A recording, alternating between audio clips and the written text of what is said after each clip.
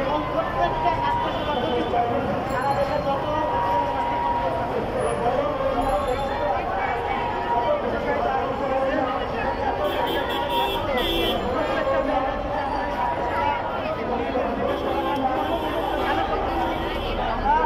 শুধু দর্শক, অবস্থান কর্মসূচি চলছে বৈষম্য বিরোধী জাতীয় মেডিকেল টেকনোলজিস্ট ও ফার্মাসিস্ট পরিষদ।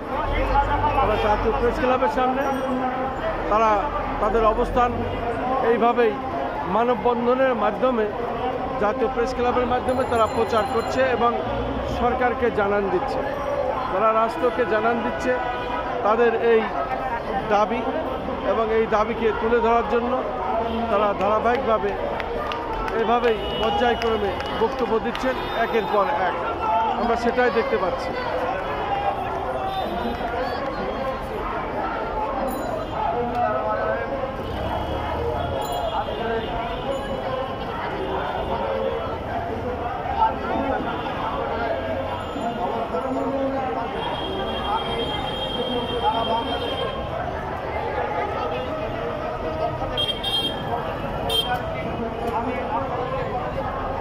আমি আপনাদেরকে বলে দিচ্ছি, আপনাদের আন্দোলনের সাথে আমরা ঐক্যবদ্ধ করেছি।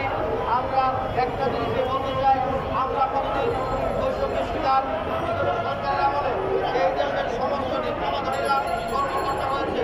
শুধু আন্তর্জাতিক বিষয়, যারা প্রাণী চিকিৎসা করে, যারা কবিতাবিরোধের চিকিৎসা করে, যারা জমি হবে, যারা কৃষিতে সহযোগিতা করে, তারা সবাই দ্বিতীয় শ্রেণীর কর্মকর্তা। শুধু বাক্যের নির্মম পরিমাণ আশ্রাবল গন্ধকার